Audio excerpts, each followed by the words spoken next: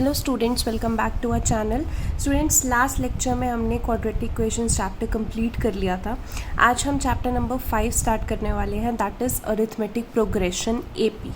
Students, arithmetic progression या फिर AP आपके लिए बिल्कुल ही नया कॉन्सेप्ट है। इसके बारे में आपने पहले कभी नहीं पढ़ा है। जैसे बाकी चैप्टर्स में आप क्वाड्रेटिक इक्वेशंस पढ़ रहे हैं या लीनियर इक्वेशंस या पॉलिनोमियल्स, वो सब आपने बेसिक्स उसके पहले कर रखे हैं, बट अरिथमेटिक प्रोग्रेशन के बेसिक्स आपने बिल्कुल नहीं कर रखे हैं। तो अरिथमेटिक प्रोग्रेशन होता क्या है वो मैं आपको समझाती हूँ। देखो, अगर ना मैंने यहाँ पे कुछ सीरीज़ लिखी है, जैसे मैंने 1 2 3 4 एंड सो ऑन, ऐसे 100 70 40 10 and so on, -3 -2 -1 0 and so on, जो भी ये सीरीज़ है, ठीक है, ये अरिथमेटिक सीरीज़ होगी या नहीं।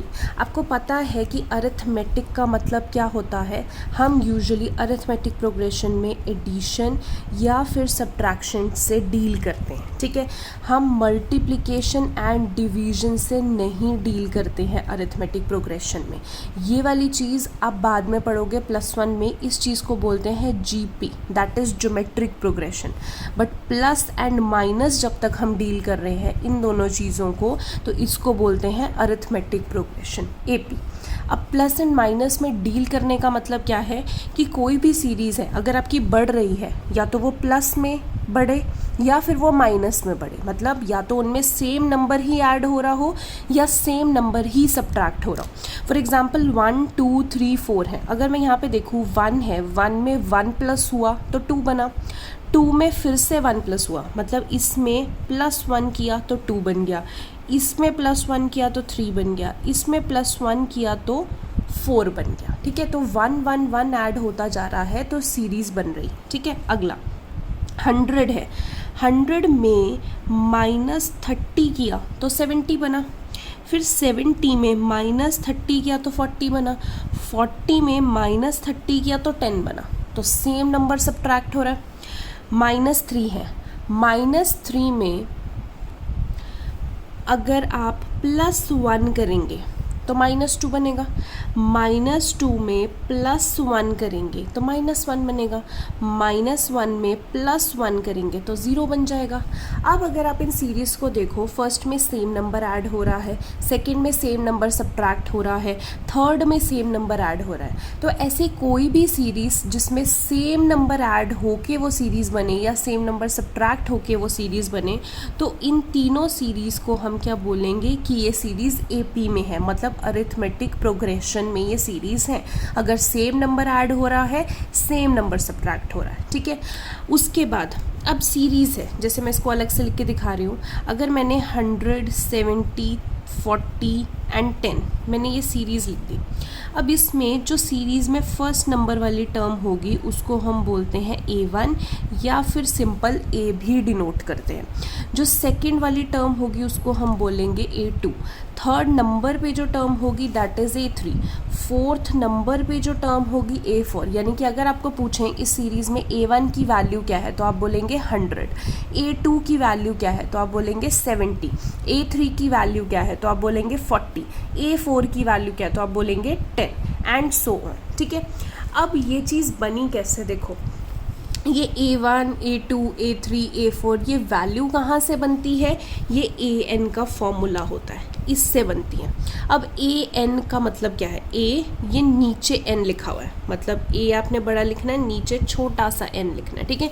AN का मतलब होता है nth टर्म, इसको nth टर्म बोलते हैं। मतलब आपने अगर सीरीज़ लिखी 1 2 3 4 एंड सो ऑन, ये लास्ट गई मान लो 20 तक, तो जो लास्ट वाली टर्म होगी that is your nth term, ठीक है। हम यूजुअली इसके लिए करते हैं। और क्या होता है, अगर मान लो nth टर्म, इसको हम लास्ट टर्म भी बोलते हैं, L से भी डिनोट करते हैं, ठीक है। हम इस चीज़ को ऐसे भी लिख सकते हैं, अगर हम लास्ट टर्म की बात कर रहे हैं ना, तो AN की जगह L = A + n - 1 × D, इससे आपकी लास्ट टर्म भी आ जाएगी, ठीक है। nth टर्म का मतलब एक और चीज़ होता है, एक तो हम सीरीज़ में जनरली लास्ट टर्म के लिए यूज़ कर लेते हैं, और nth टर्म में क्या है, अगर मैं A में यहाँ पे n बेसिकली क्या है, नंबर ऑफ टर्म्स, ठीक है। अगर मैं लिखती हूँ A और n की जगह जगह लिख देती हूँ 2, तो हमारी अब टर्म कौन सी होगी, A2, यानी कि सेकेंड टर्म के बारे में बात कर रही हूँ। ठीक है, तो जो भी यहाँ पे n की जगह लिखेंगे तो हम उस नंबर के बारे में बेसिकली बात कर रहे हैं। ठीक है, अब इसका फॉर्मूला का इम्प्लीमेंटेशन कहाँ पे होता है, देखो जब हमने ये निकालने होते हैं, अब A1 है, A1 तो A ही होता है। ठीक है, तो अगर मैं इस फॉर्मूला के हिसाब से डिराइव करूँ कि A1 A कैसे आया, देखो AN is equal to A plus n minus 1 into D formula होता है। n की जगह मैंने 1 लिख दिया तो A1 बन गया is equal to A plus n की जगह क्या लिखूंगी, फर्स्ट टर्म का निकाल रही हूँ ना, तो 1 ही लिखूंगी, n तो 1 है यहाँ पे, 1 माइनस 1 इंटू डी। अब 1 माइनस 1 तो 0 होता है, 0 इंटू डी इज 0, तो A प्लस 0 इज A, तो A1 की वैल्यू A आ गई। ठीक है, अब A2 देखते हैं, अगर मैं यहाँ पे n की जगह 2 डाल देती हूँ is equal to A plus n की जगह 2 माइनस 1 इंटू डी, तो A plus 2 minus 1 1 into D is D, तो A2 की वैल्यू क्या आ गई, A प्लस डी। यह आपका फॉर्मूला है निकालने का, आपको पता होना चाहिए कि A2 कैसे आता है, A प्लस डी करके आता है। ऐसे अगर मैं A3 निकालूँ तो A3 क्या होगा, A प्लस n की जगह 3 माइनस 1 इंटू डी, तो A plus 3 minus 1 2 into D is 2D, तो A3 की वैल्यू आपके पास क्या आ जाती है, A प्लस 2D, ये आपके पास फॉर्मूला है। तो अगर आप देख सकें तो इसके बाद अगर मुझे A4 निकालना हो तो A4 की वैल्यू A प्लस 3D होनी चाहिए, क्योंकि जो यहाँ पे नंबर आ रहा है उससे एक कम ही नंबर यहाँ पे आ रहा है। ठीक है, तो आप देख सकते हैं अगर यहाँ पे A1 है तो यहाँ पे 0 होना चाहिए, तो 0 ही है, D तो है ही नहीं है। A2 है तो यहाँ पे 1D होना चाहिए, वही है। A3 है तो यहाँ पे 2D होना चाहिए, तो A4 है तो यहाँ पे 3D, तो जितना यहाँ पे नंबर होगा उससे एक कम नंबर यहाँ पे। ठीक है, तो इस तरीके से आप फॉर्मूला की वैल्यू निकाल सकते हो। तो अगर मैं सीरीज़ बनाना चाहूँ तो first term A1 A2 A3 A4 and so on, तो फर्स्ट टर्म डिनोट करता है A। A2 कैसे निकलेगा, A प्लस डी फॉर्मूला से। A3 कैसे निकलेगा, A प्लस 2D फॉर्मूला से। A4 कैसे निकलेगा, A प्लस 3D फॉर्मूला से। आगे A5 निकालना हो तो A प्लस 4D। ठीक है, आई होप आपको समझ में आ रहा है कि ये सीरीज़ कैसे चल रही है, एक नंबर कम लिखना होता है। ठीक है, ओके, अब सीरीज़ बन गई। अब हमने यहाँ पे जो देखा था इनिशियली कि सेम नंबर ऐड हो रहा हो, सेम नंबर सब्ट्रैक्ट हो रहा हो, तो हमें पता चलता है कि ये AP है या नहीं है। ठीक है, अब ये जो सेम नंबर ऐड हो रहा है ना, ये +1 यहाँ पे सेम नंबर सब्ट्रैक्ट हो रहा है -30 जो सेम एडिशन हो रही है या सेम सब्ट्रैक्शन हो रही है उसको हम बोलते हैं कॉमन डिफरेंस। ठीक है, कॉमन डिफरेंस जिसको हम स्मॉल d से डिनोट करते हैं। आप इसको कैपिटल D नहीं लिखेंगे, स्मॉल d ही होता है। ठीक है, अब कॉमन डिफरेंस निकालना है तो फॉर्मूला हमारे पास क्या होता है, A2 माइनस A1, मतलब सेकेंड टर्म में से फर्स्ट टर्म माइनस कर दो तो that is your common difference. जैसे यहाँ पे हमने कैसे पता लगा कि कितना आया, जैसे मैंने सेकेंड टर्म ये थी, सेकेंड टर्म में से फर्स्ट टर्म माइनस करके देखी, 2 में से 1 माइनस करके देखा तो 1 आया, +1 तो यानी +1 का डिफरेंस है। 3 में से 2 माइनस करके देखा तो क्या आया, +1 का डिफरेंस है। 4 में से 3 माइनस करके देखा, मतलब पिछली टर्म में से अगली टर्म, पिछली टर्म में से अगली टर्म। तो अगर मैं D लिखूँ तो A2 माइनस A1, या फिर आगे चेक करना चाहूँ तो A3 माइनस A2, और आगे चेक करना चाहूँ तो A4 माइनस A3, मतलब पिछली टर्म में से अगली टर्म जब हम माइनस करके देखेंगे तो हमारे पास D आ जाएगा। जैसे हम 70 में से माइनस किया 100 तो हमें पता चला कि -30 का डिफरेंस है। 40 में से माइनस किया 70 तो पता चला -30 का डिफरेंस है। 10 में से माइनस किया 40 तो पता चला -30 का डिफरेंस है। तो इस तरीके से हम डिफरेंस जज कर सकते हैं कि क्या होगा। तो वो डिफरेंस को हम क्या बोलते हैं AP में, common difference, and it is denoted by small d। ठीक है, अब आप करेंगे तो आपको क्वेश्चंस तो ज़्यादा समझ में आएगा कि ये स्मॉल d क्या है, कैसे इम्प्लीमेंट होता है। ठीक है, तो अब क्वेश्चंस के हिसाब से समझते हैं। हम एक्सरसाइज 5.1 पे आते हैं। 5.1 is your basic exercise. Paper में इसमें ज़्यादा से ज़्यादा भी 1 मार्क का क्वेश्चन आएगा। ठीक है, तो सिर्फ आपका बेस बनाने के लिए एक्सरसाइज है। आज हम सिर्फ यही एक्सरसाइज करेंगे। तो सिर्फ फर्स्ट क्वेश्चन देखते हैं 5.1 का। फर्स्ट क्वेश्चन देखिए आपको बोला है the taxi fare in which of the following situation does the list of the numbers involve make an arithmetic progression and by. तो आपको ये बताना है कि ये आपको 4 सिचुएशंस दे रखी हैं, इनमें से 4 सिचुएशंस में से अगर हम सीरीज़ बनाएं तो कौन सी सीरीज़ अरिथमेटिक प्रोग्रेशन बनाएगी और क्यों बनाएगी। ठीक है। तो हमें कंडीशन दे रखी है, हमने खुद सीरीज बनानी है। तो अभी देखो, the taxi fair after each kilometre when the fair is ₹15 for the first kilometre and ₹8 for the each additional kilometre. मतलब टैक्सी फेयर है, अगर हम फर्स्ट किलोमीटर की बात करें तो वो ₹15 लेगा, उसके बाद जितने भी किलोमीटर्स होंगे वो एडिशनल ₹8 पर किलोमीटर लेगा। तब आपको इसकी पहले तो सीरीज़ बनानी है, तो पहले सीरीज़ सीखते हैं कि वो कैसे बनाएंगे। देखो, फर्स्ट किलोमीटर के लिए ₹15 है, तो जो फर्स्ट किलोमीटर होता है उसको हम क्या बोलते हैं कि ये हमारी फर्स्ट टर्म है, यानी कि A1 है, ठीक है।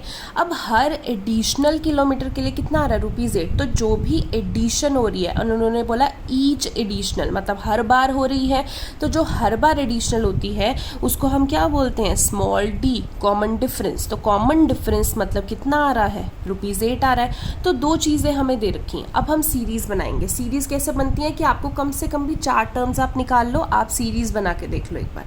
तो फर्स्ट टर्म तो आपकी 15 है, तो A2 निकालना पड़ेगा। A2 का फॉर्मूला मैंने आपको सिखाया था, क्या होता है, A प्लस डी, एक कम यहाँ पे, तो A प्लस डी, A की वैल्यू यानी कि A1 वो आपके पास क्या है 15 प्लस D की वैल्यू 8, 15 प्लस 8 23 हो गया। A3 अगली टर्म निकालनी है, तो A प्लस 2D फॉर्मूला होगा, यहाँ जो है D के साथ एक कम, इज इक्वल टू A की वैल्यू 15 प्लस 2 इंटू D की वैल्यू कितनी है 8, सॉल्व किया ₹31 आ गया।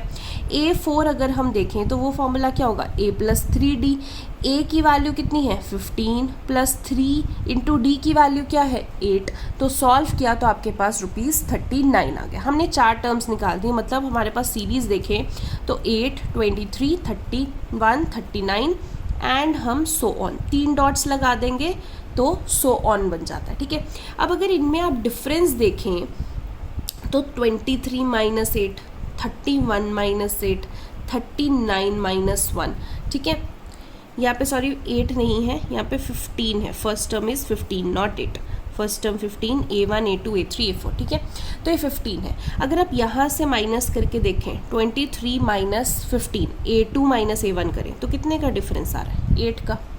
31 माइनस 23 करके देखें तो भी 8 का डिफरेंस आ रहा है। 39 माइनस 31 करके देखें तो भी 8 का डिफरेंस आ रहा है। तो कॉमन डिफरेंस तो 8 ही है, वो क्वेश्चन में भी लिखा हुआ है कि 8 है। जब कॉमन डिफरेंस सेम होता है, यानी कि एज डी इज सेम, तो वो सीरीज़ AP होगी ही होगी। मतलब कोई सीरीज़ AP है या नहीं है वो यहीं से पता लग जाएगा। अगर आपका कॉमन डिफरेंस सेम आ रहा है तो वो AP है, कॉमन डिफरेंस सेम नहीं आ रहा है तो वो AP नहीं है, ठीक है। तो आई होप आपको फर्स्ट कंडीशन समझ में आई हो। So as D is same therefore it is an AP। Second condition देखते हैं। आपको बोला the amount of air present in the cylinder when a vacuum pump removes 1/4 of the air remaining in the cylinder at a time. मतलब आपको amount of air बतानी है कि cylinder में कितनी एयर बची हुई होगी अगर जो वैक्यूम पंप है हर बार 1/4 रिमेनिंग एयर का निकाल देता है, ठीक है। अब देखो इसको कैसे करेंगे। अभी सबसे पहले तो हमें पता नहीं है कि उस सिलेंडर में हवा है कितनी। मान लेते हैं let the amount of air in the cylinder x है, x हवा थी, मतलब इनिशियल उसमें x थी। तो जो भी इनिशियल होती है उसको हम क्या मानते हैं, first term A1। After first removal, मान लो आपने एक बार वैक्यूम से हवा निकाली तो कितनी एयर बची हुई होगी, यानी कि A1 तो फर्स्ट टर्म होगी, अगला क्या है A2, तो कितनी बची हुई होगी। उन्होंने बोला था कि जितनी हवा है उसका 1/4 वो निकाल लेते हैं, यानी कि x हवा थी अगर उसमें तो 1/4 ऑफ x क्या लिख सकते हैं x/4, वो निकाल लेंगे। निकालना मतलब माइनस कर देंगे, तो x माइनस x/4 यानी कि कितना हो गया 3x/4, यानी कि A2 की वैल्यू आपके पास क्या आ गई 3x/4, ठीक है। A1 आपके पास x था, A2 मतलब जितनी हवा थी उसका 1/4 ऑफ x निकाल दिया, तो यानी कि आपके पास 3x/4 हवा बची। अब अगली बार फिर से जितनी बची है उसका 1/4 निकाल देंगे, ठीक है। तो आफ्टर सेकेंड रिमूवल, ठीक है, जो एयर बची होगी, एयर लेफ्ट कितनी होगी, पहले तो इसमें से इतनी बची थी, इसमें से माइनस कर देंगे 1/4 ऑफ दिस, क्योंकि जितनी बची है उसी का 1/4 माइनस करना है। अब जितनी बची है उसमें से ही माइनस करेंगे ना, 3/4 ऑफ x बची है माइनस 1/4 ऑफ 3/4 ऑफ x, यही हुआ। उन्होंने रिमेनिंग हवा बोली है, इसीलिए हम 1/4 रिमेनिंग का लेंगे, ये याद रखना है। माइनस करना है जितनी बची है उसमें से, कितना माइनस करना है, 1/4 ऑफ जितनी बची है, ठीक है। तो 3/4 of x minus 1/4 of 3/4 of x solve करेंगे तो 9x/16 आ गया। अब ये वैल्यू आ गई A3 की। अब A4 यानी कि थर्ड रिमूवल पे जो एयर लेफ्ट है, अब A4 जो टर्म है, ठीक है, कितनी होगी, जितनी बची है 9x/16 बची है माइनस 1/4 ऑफ इसी का 9x/16 का, तो क्या 27x/64 बचा है, ठीक है। अब हमने 4 टर्म्स निकाल दी, 4 टर्म्स निकाल दी तो एक बार देख लेते हैं कि क्या इनका कॉमन डिफरेंस सेम आ रहा है, क्योंकि हमें तो AP बताना है। तो कॉमन डिफरेंस मतलब D कैसे चेक करते हैं, second term minus first term. अब सेकेंड टर्म आपकी आ रही थी 3/4 ऑफ x, फर्स्ट टर्म थी x, माइनस करके आया माइनस 1/4 ऑफ x। एक बार और चेक कर लेते हैं, सिर्फ एक D चेक करके नहीं छोड़ना, आपका D हर बार सेम आना चाहिए। A3 माइनस A2 चेक कर लेते हैं, तो A3 था 9x/16 माइनस 3/4x, आपके पास आ गया माइनस 3x/16। तो ये D और ये D तो सेम नहीं आया। अब चाहे तो एक और चेक कर सकते हैं, अगला क्या होगा, A4 माइनस A3, ठीक है, 27x/64 माइनस 9x/16, तो वो भी इसके बराबर नहीं आएगा। तो आप देख सकते हैं कि D तो अलग अलग आ रहा है। अगर D अलग अलग आ रहा है, as D is not same therefore it is not an AP, ठीक है। आई होप आपको समझ में आया हो। थर्ड पार्ट करते हैं। The cost of digging a well after every meter of digging, when it costs ₹150 for the first meter and rises by ₹50 for the each subsequent meter। मतलब आपको कॉस्ट ऑफ डिगिंग निकालनी है। अगर पहली digging first metre की digging के लिए ₹150, तो फर्स्ट मीटर मतलब फर्स्ट वैल्यू यानी कि A1, वो कितनी है ₹150 and rises by ₹50 for each subsequent metre, मतलब हर मीटर के बढ़ने पे वो ₹50 बढ़ जाता है, यानी कि हर बार बढ़ जाता है। तो ये क्या है, कॉमन डिफरेंस आपने आइडेंटिफाई कर लेना है कि ये D है जो हर बार बढ़ जाता है, ठीक है। अब हम सीरीज बनाते हैं। Cost of digging first metre, ठीक है, फर्स्ट मीटर के लिए यानी कि 1 मीटर डीप अगर आपको डिग करना है तो ₹150 था, यानी कि A1 क्या है 150।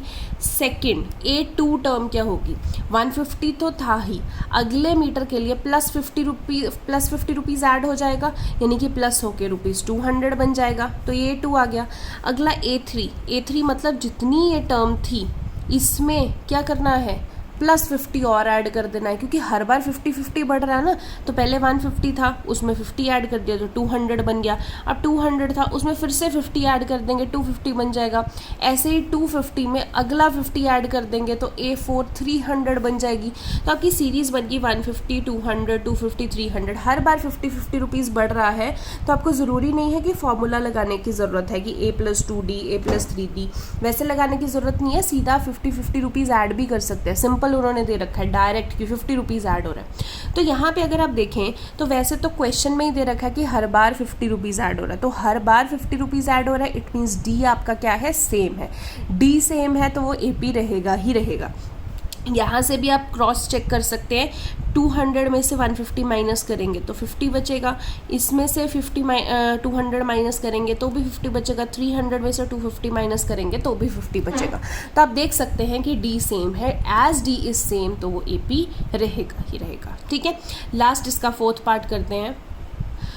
The amount of money in the account every year when 10,000 is deposited at compound interest at 8% per annum।